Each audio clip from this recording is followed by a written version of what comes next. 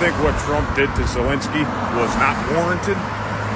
Now, I know this is recent history, but maybe you don't know the history behind this. See, he went to Scranton, Pennsylvania, Zelenskyy, this is, and campaigned for Biden during the campaign.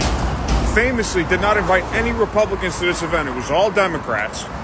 And I forget what they were doing in Scranton. They were not at that paper company from the office. But, you know, not even 6 months later, he's in the White House referencing those same talking points, which understandably annoyed the current president because those talking points were wrong. We cannot be with this country until they feel like stopping fighting. They are fighting a losing war, and I hate to quote Kamala here, but Russia big, Ukraine small. That's one thing she said that was true. So all that's going to happen is that eventually they're going to fight out. No matter how many tanks and planes and guys we send them, they're going to get fought out eventually. And then we're in a nuclear war situation. Personally, I don't want to be in a nuclear war situation. I don't know about you. What Trump did to Zelenskyy was a simple negotiation tactic. It's called a walkout. In fact, Zelenskyy was the one who walked out, but in essence, that's what he forced. Anyone who's done contract negotiation out there understands that that's one of the most effective techniques to getting somebody back to the table. You walk out, especially after a blow-up. And in any big negotiation, there's always a blow-up. I do contract negotiation for a living. You almost always get to a point where you're at each other's throats, and the only way to truly diffuse that is to walk away from that sale. Walk away from it.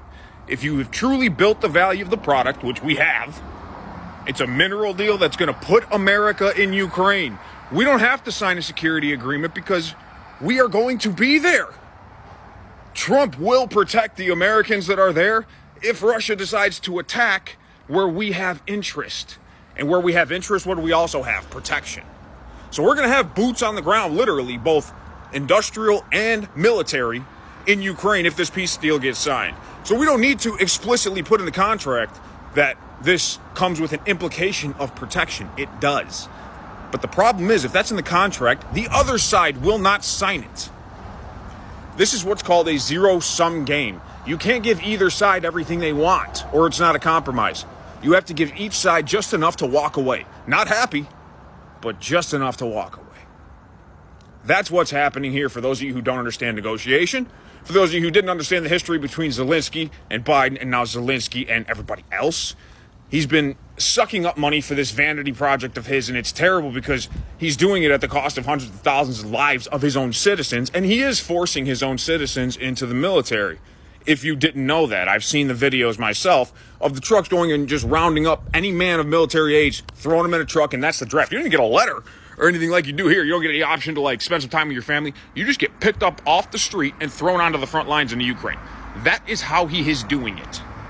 If you don't believe me, I encourage you not to believe me. Please look this stuff up because it might actually move something inside you and make you realize, oh wow, this dude actually is conducting himself in a way that is unbecoming for somebody who is losing a major war. This is not to say that Putin is a good guy. I'm not by any means defending Putin. What I'm saying here is we have to look at the reality of the situation. And the reality of that situation is Ukraine will never prevail here. They're going to have to give up some of Crimea or whatever that region is that originally belonged to Russia until the 17th century, until they gave it over to Ukraine as a gesture of good faith. The people that live there still speak Russian. And then we have a mineral deal with Ukraine that gives us a vested interest in that country, which we now do not have. We have graciously supported this war to the tune of $350 billion for the last 4 years when we don't even have a vested interest in them. They're not part of it. So common sense, again, use your common sense. Look at all the facts and understand where the president and the vice president's frustration is coming from. It's coming from the American people because they are in touch with the American people. I feel that same frustration. I would have felt the same way. The first thing I would have said to him is, why are you not wearing a suit to the White House? I mean, my God, I wear a suit to a job interview. I wear a suit to a dinner. You don't wear a suit to meet the most powerful leader of the free world? Come on. Come on.